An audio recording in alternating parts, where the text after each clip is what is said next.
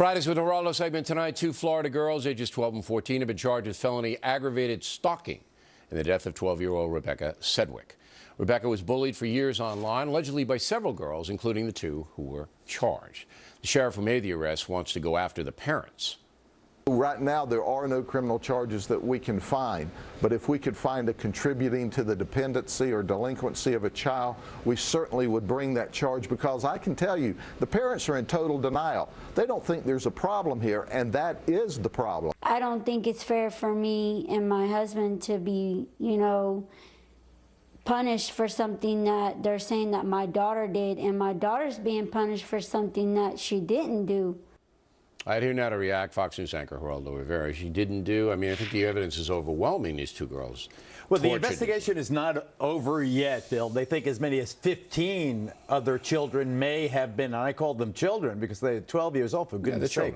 There are as many as 15 of them, this gang of cyber bullies who harassed this child to the extent that she was so desperate and so frustrated with everything about her life that she apparently tried to kill herself earlier, slitting her wrist. She was for a time institutionalized under the Florida statute, but then in such desperation she went to this abandoned cement plant and plunged to her death. Yep. But when you look at the emails and the messages that were sent on these two, this why kick would this site mother? and this Why would this mother say, "Well, my daughter didn't do it"?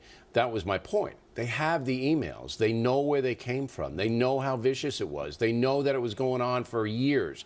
The family took Rebecca out of one school, put her in another school. It happened there. They homeschooled her, because once you get on that internet, it doesn't matter what school you go to. Everybody can access. Everybody sees. So it never goes away. Well, the parents deny. Every parent, not every parent, but most parents would deny that their children are the devil that the state or someone else suggests. Not in the face of evidence. I don't believe that. You have the denial extends to the point where you say the account was hacked. They use the Anthony Weiner defense. It wasn't my child who was doing it. It was someone else's who got in.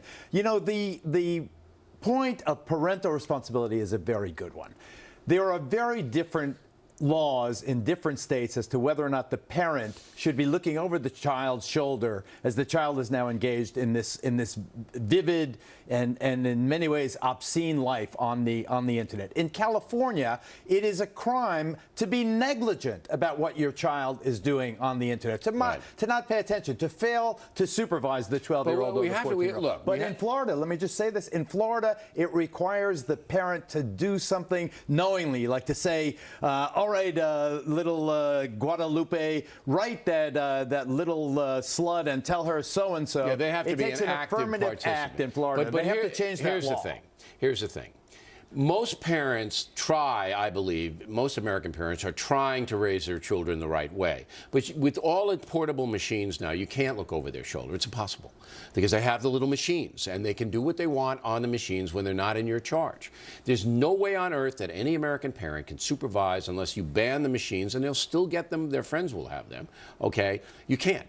But if you are warned, as these parents were, if you are warned that your child is a cyber bully, your child is hurting another child, and then you don't do anything about it, which is the case here in Florida, then you should be charged as Geraldo, and Geraldo's a lawyer, as an accessory to it. I agree that it is offensive in a moral context. You're an accessory. I would love it to be the law. You need a new law. You can't. No, they're still on the books. Accessory to a crime. You know about the crime. But failure to act is not acting. Acting, you have to be an actor to be an accessory. No, if you're negligent, no. I would love your argument, counselor. All the laws are already on the books. In the criminal law. No. There isn't. In California, it would. Every state is very clear. If you allow a crime to be committed, you know it's being committed, and you can stop it, and you don't, you can be charged. Ignoring what your child is doing, it is that in terms of the internet is not Oh, not I can make criminal. this case all day long. I can make it, and I But take isn't it better to advocate? Let's advocate communally, all of us, that make it a crime to be negligent about what your child do. You know, It has to be defined, My though. 3 youngest children are all girls. I am shy about looking at their Facebook. I feel awkward about probing and snooping into their lives. The point is that with the dangers involved in the internet, we have to get over that old-fashioned resistance. You're still stuck in the mud on this one.